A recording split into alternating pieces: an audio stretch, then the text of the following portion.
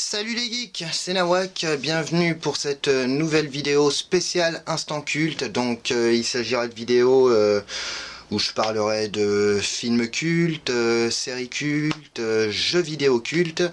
Et aujourd'hui pour cette première vidéo, je vous propose de parler de Quentin Tarantino plus Robert Rodriguez pour Une nuit en enfer. Voilà, alors j'en profite également pour dédier cette vidéo à Kaboom et également à mon pote Benoît, voilà, et j'espère, si ce n'est déjà fait, qu'ils auront l'occasion et qu'ils prendront plaisir à regarder Une nuit en enfer, et si c'est déjà fait, j'espère qu'ils prendront plaisir à creuser dans la filmographie de Robert Rodriguez.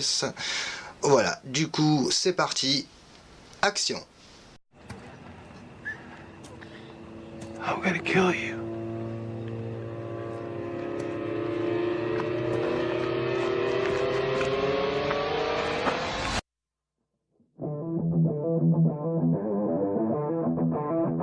Jamendo.com.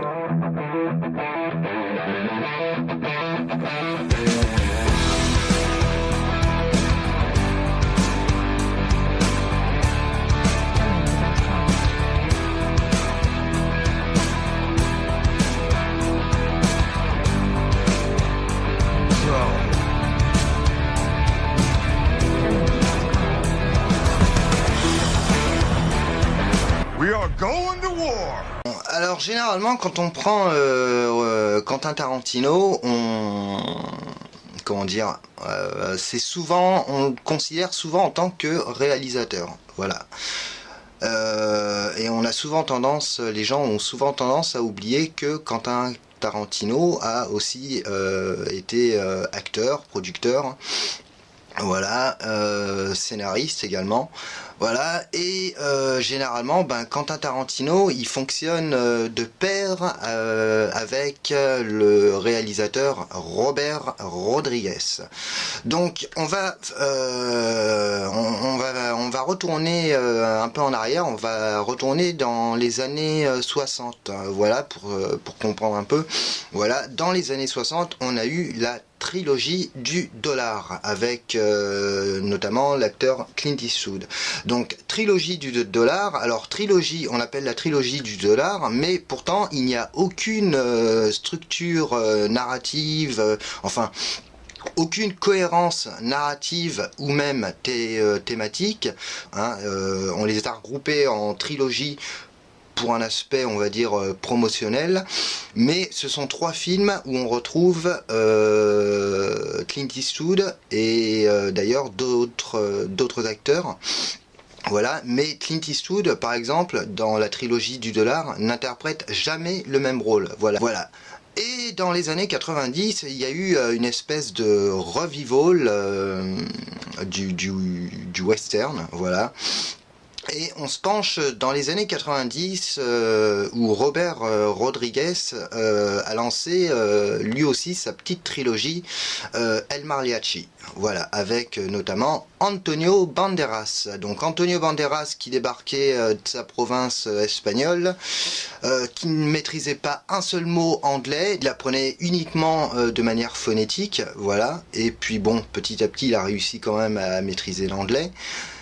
Et Robert Rodriguez a lancé sa première trilogie, donc El Mariachi, c'est-à-dire on a eu El Mariachi, on a eu Desperado 1 avec Antonio Banderas, et on a eu Desperado 2 dans les années 2000, il était une fois au Mexique.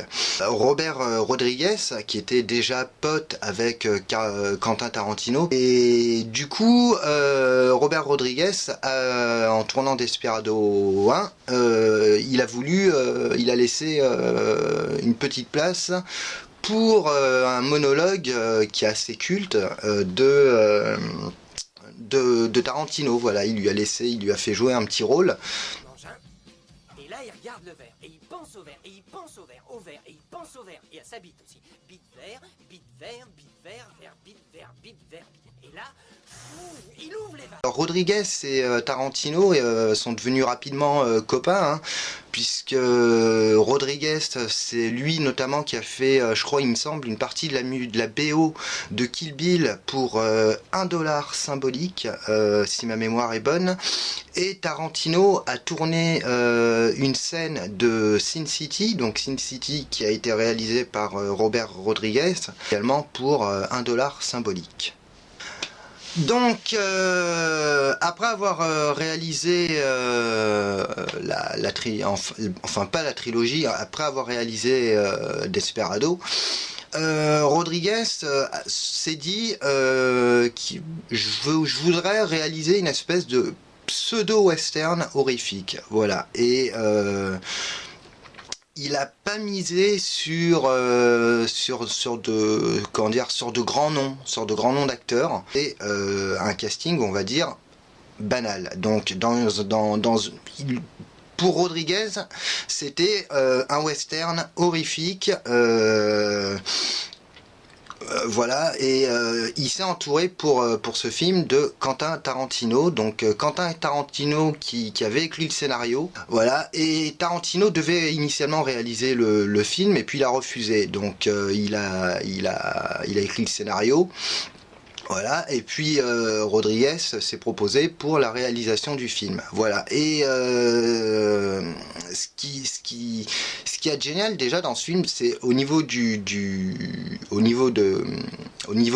acteurs, il y a vraiment pas d'acteurs vraiment ultra connus. C'est-à-dire, on a George Clooney déjà, donc George Clooney qui était surtout connu pour la série Urgence. Donc là, c'était son premier grand rôle, on va dire.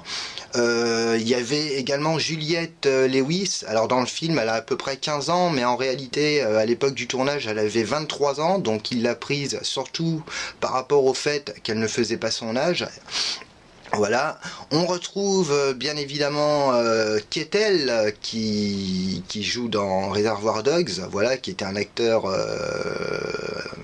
très apprécié par Tarantino, et on retrouve évidemment Tarantino en tant que fugitif complètement déglingue. Richard! Ouais! T'as rien? Il m'a tiré dans la main, putain de merde! Je t'avais dit qu'il a dit sauve-moi! Merde! Je t'avais dit sauve-moi! Rodriguez, il fait des films de potes, entre guillemets. Voilà, c'est pour lui, faire un film, c'est on s'éclate, on prend du plaisir.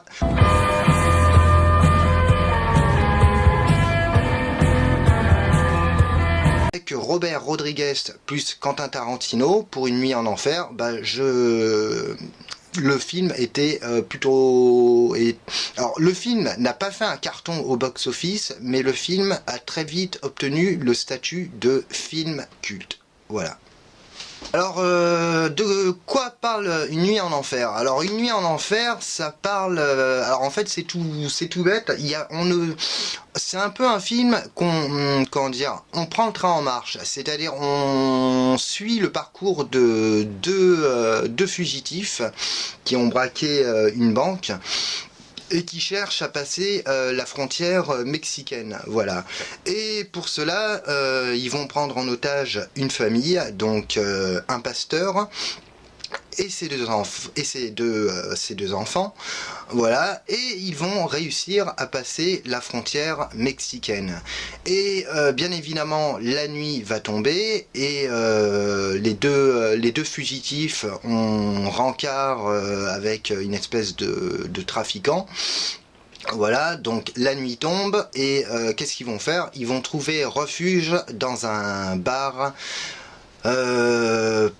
peu recommandable, puisqu'il s'agit en fait d'un repère de vampires et autres créatures fantastiques. Bouh! Ici au Tiki Twister, on écrase les prix sur la chatte. Ouais, sur toutes nos châteaux de gamme, vous pouvez marchander. C'est une liquidation de chatte. On a de tout, de la chatte blanche, de la chatte noire. Si jamais vous trouvez de la chatte à meilleur marché, sautez là. Alors là où ça devient intéressant, c'est au niveau, alors déjà, c'est au niveau de la performance de Quentin Tarantino en tant qu'acteur, puisqu'il joue le frère, un des deux frangins. Ils sont deux frères, voilà, les frères Gecko. Alors il y a Georges Clooney qui incarne, je crois que c'est l'aîné, il me semble. Qui lui a une certaine morale, une certaine éthique, hein, comme il le dit dans le film, hein, c'est un voleur, ce n'est pas un tueur, il ne tue qu'en cas de nécessité, alors que son frère, interprété par Quentin Tarantino, c'est le mec qui est complètement taré, mais complètement taré. C'est il faut vraiment voir le film pour comprendre où je veux en venir. Mais taré dans le sens où il fait des trucs, on n'y penserait même pas, quoi. Et c'est là où on se rend compte que c'est vraiment du pur Tarantino. Voilà. Qu'est-ce qui tourne pas rond chez toi? Avant de t'énerver, laisse-moi t'expliquer ce qui est arrivé. Explique-moi. Il me faut une explication. Qu'est-ce qui tourne pas rond chez toi? Mais tout tourne rond chez moi. À la sauce Rodriguez, voilà. En termes de réalisation, on retrouve pas mal, on retrouve un peu la patte de Tarantino. Alors que ce soit notamment au niveau des plans, par exemple, on a par exemple à un certain moment du film, on a des plans sur les pieds de Juliette Lewis. Voilà, on sait que Tarantino est entre guillemets fétichiste des pieds, il aime bien filmer les pieds. Donc voilà, on retrouve aussi les fameux plans vus à l'intérieur du coffre. Voilà. Et en termes de découpage, c'est un peu semblable à du Tarantino.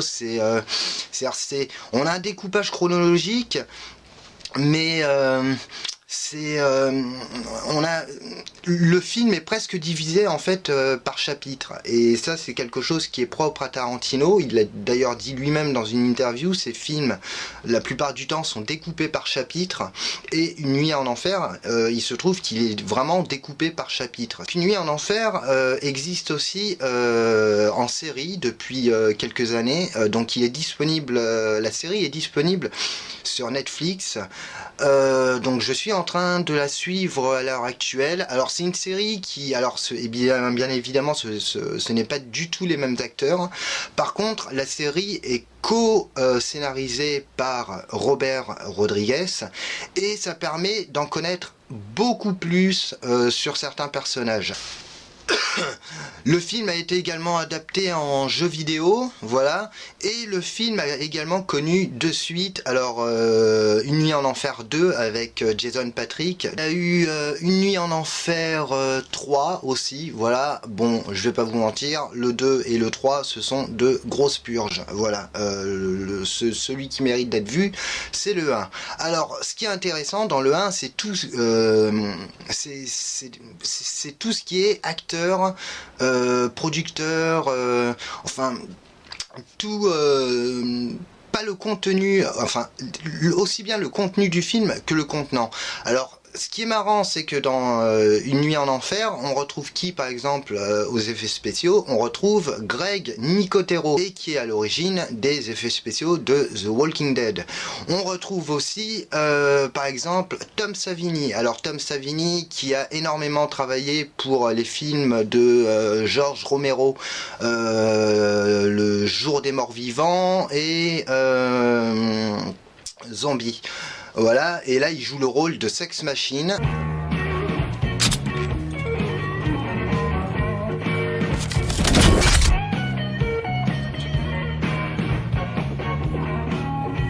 Donc c'est plutôt marrant, et c'est là où c'est ce qui est génial avec Rodriguez, c'est les clins d'œil qu'il se fait lui-même à ses films, parce que l'arme de Sex Machine, c'est par exemple, c'est exactement la même arme qu'on peut retrouver dans Desperado 1. Voilà, il y a dans l'étui de guitare Antonio Banderas. On retrouve Danny Trejo, donc Danny Trejo qui est l'acteur fétiche de Robert Rodriguez, voilà, qui a joué dans énormément de films, hein, dont Machete.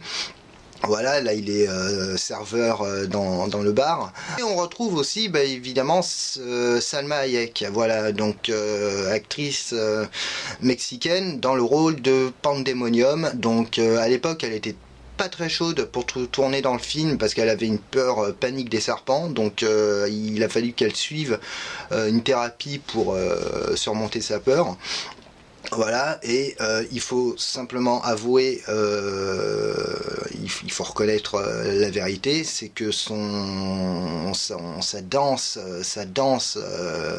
reptilienne dans Une nuit en enfer est tout simplement mémorable, quoi. On a allez, oh putain, ça donne des frissons. Voilà, donc ce qui est génial avec ce film, voilà, c'est que quand on voit les acteurs, on se dit ah mais ouais, lui c'est celui qui jouait dans Desperado et tout ça, parce que Robert Rodriguez s'est toujours entouré des mêmes acteurs. Voilà, ça a jamais été le mec qui a misé sur des acteurs de malade. Mais c'est aussi l'occasion, Une nuit en enfer, de retrouver Tarantino à l'écriture, voilà, en tant que scénariste et en tant qu'acteur vraiment à part entière, puisque dans Desperado il avait vraiment un tout petit rôle, alors que là il a vraiment un rôle pendant tout le long du film, et on voit vraiment qu'il s'en donne qui s'en donne à cœur joie. Voilà, on a également Kettel dans le rôle du pasteur, donc qui a perdu un peu foi en Dieu, puisqu'on a d'ailleurs une scène qui est assez mémorable